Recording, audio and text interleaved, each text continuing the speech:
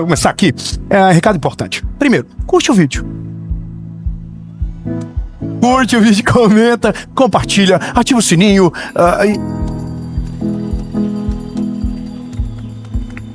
Marca os amigos, inimigo, manda pra todo mundo que a mensagem de hoje é uma pauladinha de leve. O que paralisa a sua vida? Falta de foco e planejamento. Isso tá na Bíblia? Provérbios 21. Provérbios 21, 5. Os pensamentos do diligente tendem somente para a fartura, mas os de todo aquele que é apressado somente para a necessidade.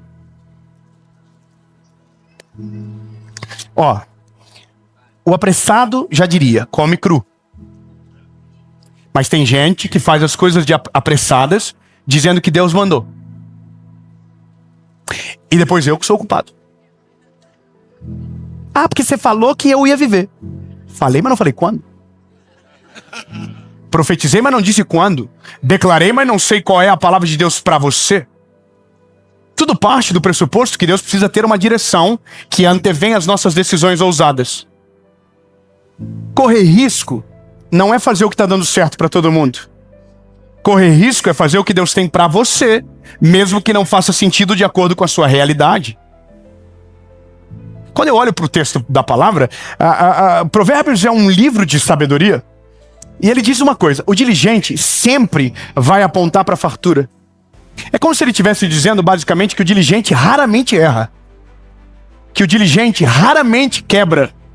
Que o diligente raramente bate com os burros na água para ser mais popular. Agora, o apressado, o ansioso, mesmo na vontade de Deus, ele cai em ruína. Mesmo às vezes, estando no lugar certo, na hora certa, ele acaba perdendo uma oportunidade de ouro, porque foi apressado e não soube respeitar o tempo nem a estação. Eu vou voltar ao começo de tudo.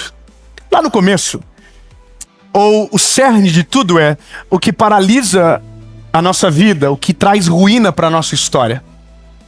E se você lembrar algumas mensagens atrás, eu falei que a falta de fé, ela paralisa a nossa vida. Mas aqui vai parecer um pouco estranho, porque talvez em algum momento a leitura que se faça é: o excesso de fé pode colocar você na ruína. Mas não é isso que eu estou falando e não é isso que será dito. Eu vou clarificar para que ninguém isole o ponto e crie um argumento negativo sobre o que eu vou dizer. A fé, ela é ousada, ela é extravagante, ela é absurda. Mas se Deus não estiver no centro da tua fé, ela vai te colocar à vergonha.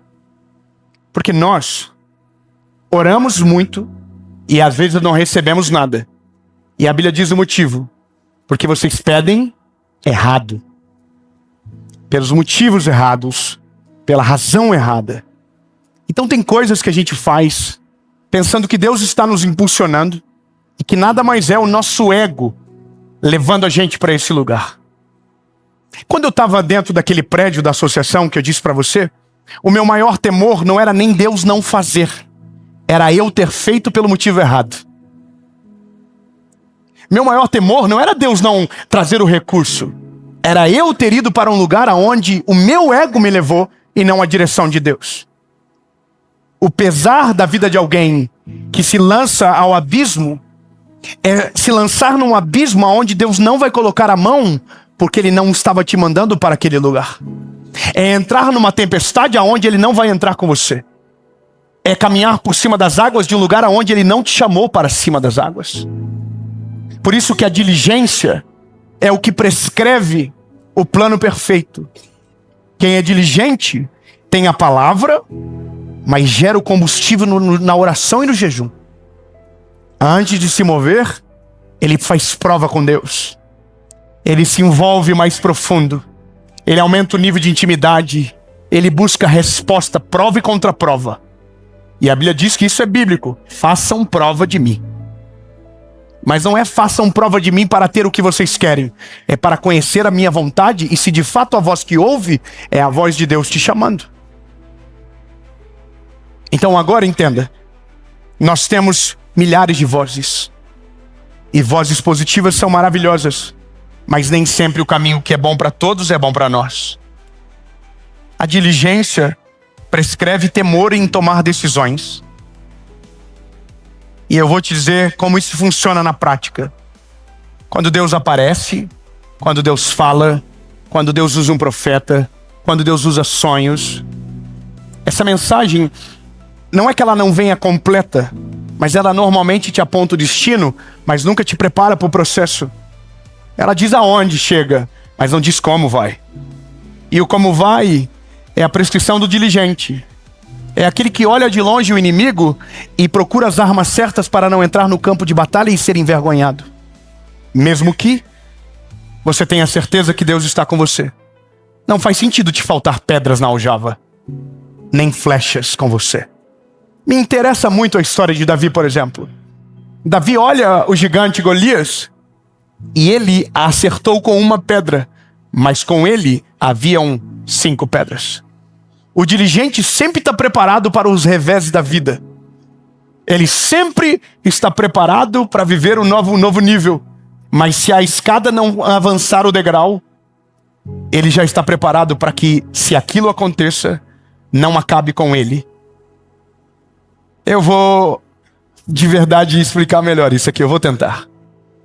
Todas as coisas que Deus promete, cumpre, e Ele é fiel para isso, exigem desafios da nossa parte. Primeiro, escolhas radicais. Abrir mão de algumas coisas é isso às vezes, o pressuposto. Deus, quando dá uma missão, Ele é poderoso para fazer tudo. Mas Ele sempre vai exigir de você que você tome algumas decisões que te apontarão para esse lugar. E a diligência que você desenvolve vai fazer com que você tome decisões certas na direção que você precisa apontar. Mas às vezes, a diligência vai ser contra-lógica e contra-intuitivo.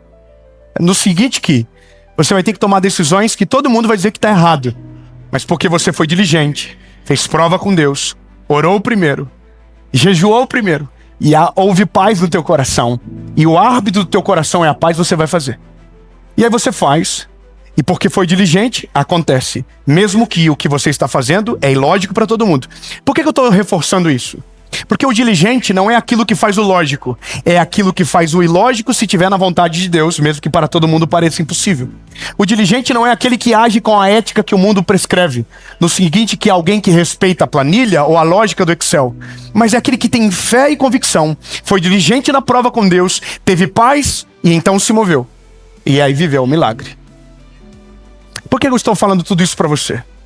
Porque a fé não nos torna irresponsáveis. A fé não nos torna imaturos. A fé não nos torna um trem desgovernado. Não, a fé nos coloca no eixo. Nos coloca no centro da vontade de Deus. E quem está no centro da vontade de Deus, mesmo que pareça loucura para todos, lá dentro a convicção é plena de que o caminho está certo. Mas só vive isso quem é diligente. E o diligente, ele tem cuidado com o que ouve, ele tem o cuidado com o que sente, ele faz provas primeiro com Deus. E aqui a gente restringe a nossa vida a muitos fracassos desnecessários. A minha vida, eu sou um garoto, você já sabe, e disse já que passo por vários testemunhos e que esses testemunhos refletem em algum momento na nossa mensagem.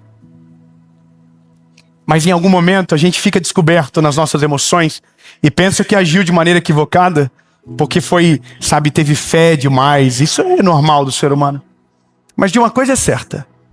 Quando você sabe que Deus está no controle, você pode fazer o que Ele está falando para fazer. Eu me lembro que quando eu tinha 21 anos, 26. Quando o João foi nascer? 26? 27. O João nasceu, eu fiz 27. Ou não, fiz 28. Tu tinha 27. Então eu tinha 28. Por quê? Vamos discutir agora. Quando meu filho estava prestes a nascer, a gente recebeu uma palavra sobre o futuro dele. E no dia que nós recebemos essa palavra, a gente ignorou ela. porque era totalmente contra o nosso planejamento. Eu vou ser bem superficial para não demorar tempo. Mas a gente foi totalmente contra essa palavra. Totalmente contra. A gente olhou um pro outro e falou, não tem sentido, isso aí a gente não tem condição, não tem como, não tem como. E a vida seguiu, a gestação seguiu. 2 meses, 3 meses, 4 meses. Na época, eu trabalhava numa emissora de rádio na minha cidade, eu era radialista. Eu trabalhei 7 anos com rádio. 4 anos como voluntário, 3 anos como contratado. E eu amava a rádio. Amava, era apaixonado pela rádio. Mas sabe aquela irmã do ciclo de oração que ora mais do que deveria? Que ouve Deus mais do que todo mundo? Uma dessas velhinhas um dia me encontrou na beira do caminho e disse, um dia, o que você ama fazer agora será apenas o teu hobby, porque você não vai continuar. Só que eu amava aquilo. E eu sonhei tanto com aquilo, eu me esforcei tanto. Eu era voluntário dessa emissora e eu não ganhava 1 centavo. E eu tinha um programa que era perto da meia-noite. Eu nunca faltei um programa. Eu chegava cedo. Tinha uma época que não haviam me dado a chave da rádio. Eu ia para a porta da rádio sem chave. E às vezes a pessoa esquecia. Mas eu ficava lá durante o programa inteiro, sentado na porta do portão da rádio. E eu não desistia, porque eu amava aquilo. E aí eu preguei na rádio muito tempo, fazia apelo na rádio. Eu amava aquilo. E lembra da palavra do começo? Você não vai permanecer. Um dia vai ser só um hobby. A vida vai dando as voltas, vai seguindo o curso. Eu recebo a palavra sobre o futuro do meu filho, só que é sobre o meu filho, a princípio aparentemente não é sobre mim. E eu recuso a palavra, ignoro ela e sigo vivendo. Até um dia, a gente está dentro do carro. E eu ouço uma voz. E aqui tem gente que fica bravo porque não ouve, e o problema é seu. Cada um Deus fala de um jeito, se revela de uma maneira singular. Não significa que é assim comigo, vai ser com você. Mas comigo foi assim, e eu não tenho o que fazer. Eu ouvi uma voz, e a voz disse, não desobedeça. Sabe, claro, o teu filho tem que nascer lá. Eu recebi a palavra, estava tudo certo. Eu olho para minha esposa e digo, amor, Deus falou comigo. Vai ter que ser desse jeito que a gente ouviu. Diligência. Vamos fazer prova com Deus. Eu ouvi, poxa, suficiente. Não. Provas com Deus. Fizemos 3 provas com Deus. Deus respondeu todas as provas. Só que quando Deus respondeu, eu tive que tomar uma decisão. Qual era a decisão? Pedir demissão da rádio que eu sonhei durante anos da minha vida. E essa é a loucura da vida. Deus abre a porta, coloca na tua frente, mas você nem diligente é, e às vezes não tem coragem para passar pela porta. Neemias recebeu uma missão, reconstruir os muros de Jerusalém. Quando a notícia chegou para ele, ele não saiu correndo em direção ao muro. A Bíblia diz que ele orou e jejuou durante 4 meses. Quem passa tempo projetando, gasta menos tempo edificando. Porque quem projeta com sabedoria, executa com velocidade. Porque quem faz prova, quem é diligente, caminha numa perspectiva que ninguém entende. O que demorava anos para uns, parece que demora meses para outros. Mas o que ninguém sabe é o que ele fez antes de ir passar pela porta. Neemias orou e jejuou 4 meses e o muro ficou pronto em 52 dias. Qual é a lógica de gastar mais tempo projetando do que executando? Simples. Quem é diligente coloca o prego no lugar certo, a madeira no lugar certo e o telhado não cai. Porque antes de fazer, projetou. Antes de viver, sabe, orou e jejuou por aquilo. Por isso que a palavra está dizendo, quem é diligente aponta sempre para o sucesso. De outras maneiras, é isso que ele está dizendo. Não passa perto. 52 dias. Ficou pronto. As 4 meses da história que ninguém viu. Neemias dobrando o joelho, provavelmente dizendo, Deus não me desampara. Deus manda as pessoas certas. Deus manda as pessoas certas. Deus, fortaleça a minha alma. Fortaleça o meu espírito. Porque quando eu estiver executando, Sambalat e Tobias vão aparecer e vão dizer que não vai ficar pronto. Mas Deus, eu preciso de força para que quando Sambalat e Tobias se levantar, eu não pare de edificar o muro que você colocou para mim fazer. Diligência. Eu não quero ser mais pessoal nessa mensagem, mas só quero dizer para você que eu fui demitido da rádio. Pedi para eles ter a misericórdia de me demitir. Para que eu tivesse fundo de garantia e seguro-desemprego. O dia que eu abri mão, na minha família, o boato era: que tristeza. Perdeu a maior oportunidade da vida dele. Mas não era a primeira vez que eu estava tomando uma decisão dessa. Não era a primeira vez. Eu tinha 6 meses de seguro-desemprego. Tinha um filho para nascer.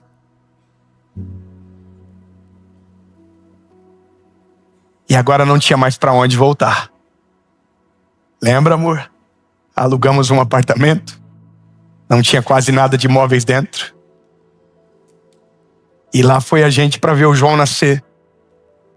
Ganhamos tudo, ganhamos o quarto da criança, ganhamos tudo lá. Dom nasceu, mas durante 3 ou 4 meses eu dizia para Paula: eu sinto o cheiro de uma coisa nova. Deus vai fazer alguma coisa, não é possível. E eu vou falar: eu estou sentindo isso agora. Eu estou sentindo isso agora. E quando eu começo a sentir isso, a vida fica perigosa. Mas meu filho nasce, eu não tenho para onde voltar, não tenho mais nada para fazer. Mas tinha sobre mim uma palavra. Lá da onde eu estava, eu desço na sala de uma família, vejo um vídeo na televisão e era o ministério Cristo Vivo cantando um louvor.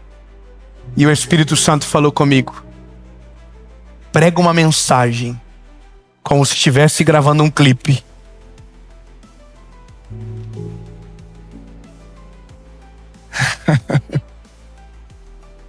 Faz de um jeito que ninguém fez para alcançar quem nunca alcançou. Eu entro dentro de um carro e fico 3 horas no trânsito. E Deus me dá 10 mensagens.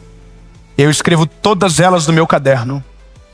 Volto para dentro da casa onde a minha esposa estava com o João e digo: amor, Deus me deu algo que está diferente.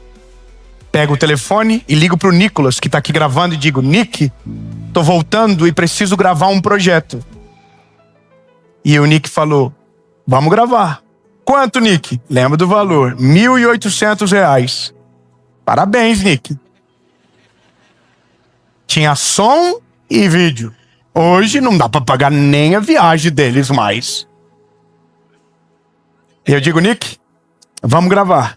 Ligo pro Maicon, outro amigo, e digo: Maicon, eu preciso de um lugar para gravar. Você não empresta o topo do teu restaurante? Empresto, claro, pode usar. Chegamos lá no dia para gravar, não tinha cadeira para todo mundo. E eram só 32 pessoas. As pessoas sentaram no chão e eu vi um banquinho que estava no caixa. Eu disse: posso sentar no banquinho para pregar? Sentei no banquinho. E naquele dia eu pensei que estava dando tudo errado. A ponto que na primeira gravação eu disse: talvez poucas pessoas vão ver, mas porque foi Deus que mandou, terá o maior resultado. Preguei a primeira série. A série se chama Direção. Olha que profético. Deus estava mudando toda a direção da nossa vida. Eu gravei a primeira mensagem, postei, acordei e a vida estava normal. Postamos a segunda mensagem, uma segunda-feira depois. Dormimos, quando a gente acordou, nosso telefone estava travado de mensagem. Uma mensagem de Judas havia furado a bolha e estava alcançando milhares de pessoas. E a parte que você sabe é a parte que você vê agora. Essa é a questão de quem não conhece a história inteira. A gente sempre conta dos 52 dias de Neemias construindo o muro, mas ninguém conta dos 4 meses que ele passou orando. A gente conta de João Batista, que batizou Jesus, mas ninguém fala que ele cresceu no deserto, na sombra de ninguém, escondido. A Bíblia diz: e ele crescia e robustecia, até o dia de ser apresentado publicamente a Israel. Sabe por que eu estou dizendo isso para você? Porque aquele que não é diligente tenta viver o final da história dos outros e não respeita o processo da sua própria história. Tudo que é bonito para alguém hoje pagou algum preço muito alto quem está vivendo. Entenda rápido. Se você for diligente e tiver um foco, tudo o que Deus tem para você vai acontecer com você. Enquanto a gente vive ao acaso ou tentando reproduzir o que está dando certo para alguém ou a receita de outrem, a gente nunca vai viver de fato o que Deus tem. Meu testemunho não é para mostrar para você o quão incrível eu sou, porque tive tanto medo nesse processo que hoje, vendo tudo que Deus fez, tenho vergonha das vezes que duvidei. Mas pelo menos suportei o ataque, a crise, a dor, a vergonha. E hoje eu estou aqui falando para você, dizendo: se você for diligente, você vai apontar para o centro da vontade de Deus na sua história e você vai viver exatamente aquilo que Deus tem para você. Agora, se você for apressado e irresponsável, você nunca vai chegar no lugar que Deus deseja. E é muito simples terminar essa mensagem. Sabe, a gente precisa urgentemente descobrir o que Deus tem para nós. A gente precisa disso. A gente precisa de uma razão, de um propósito, de um fogo que consome a gente, de dentro para fora. A gente precisa amar a nossa vida. E quando eu digo amar a nossa vida, não é aquilo que é contra o que o texto diz que é aquele que amar. Não. É sobre, sabe, se encontrar na terra. Desejar o bem, fazer as coisas para a glória de Deus de fato, e se encontrar no caminho.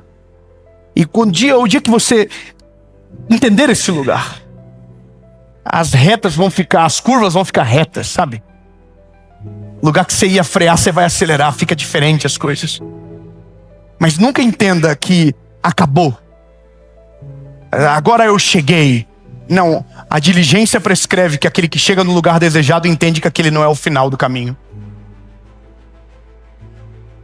Tudo aquilo que a gente pensa que acabou é só o começo do próximo plano que Deus está fazendo. Entendi na vida que Deus é mais criativo do que eu imaginava. Todas as vezes que eu pensei que não tinha mais nada de bom para acontecer, Deus veio e pá! Tem mais. Dá para ir mais longe. Tem mais vidas para ser alcançadas. Tem mais gente para ser alcançada pelo Evangelho, entende? É isso, nunca é o fim. Nunca é o fim. Deus sempre é criativo para transformar aquilo que a gente pensava que era final no degrau para o próximo nível que Ele vai nos levar. Mas só vive quem é diligente.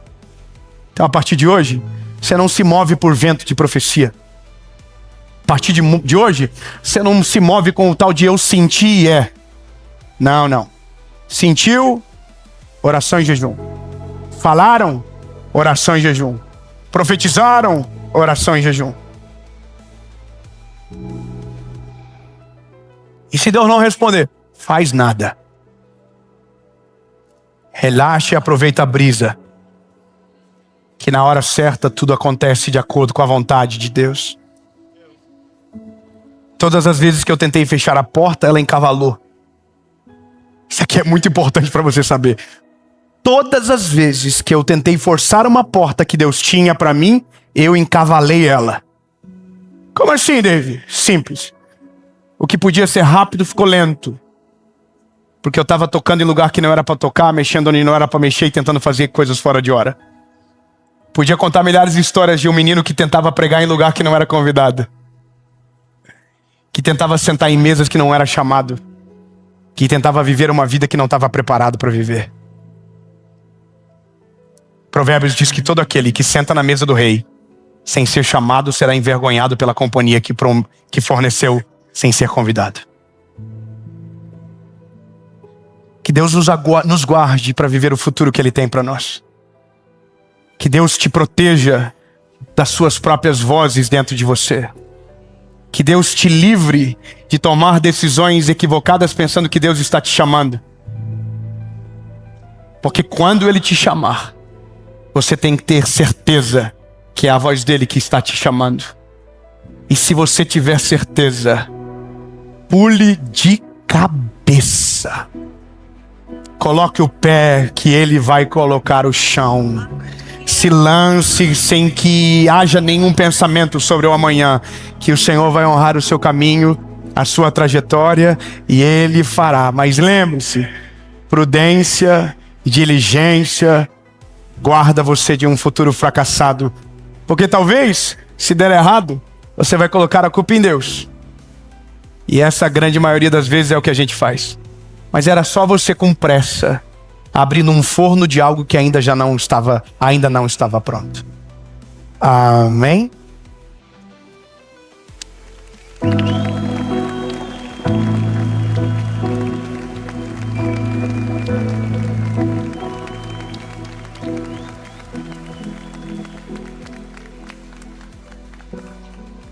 Jesus, muito obrigado pela noite de hoje. Muito obrigado, Senhor, por cada palavra liberada sobre nós. Cremos que hoje é o começo de um aceleramento na nossa vida. Coisas que estavam paradas vão começar a andar. Vamos nos mover com mais velocidade, e essa velocidade não vai ser perigosa e imprudente. Ela vai ser de acordo com a tua vontade.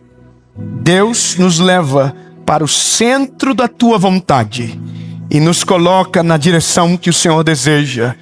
Nós queremos apenas uma coisa: viver a tua vontade, em nome de Jesus.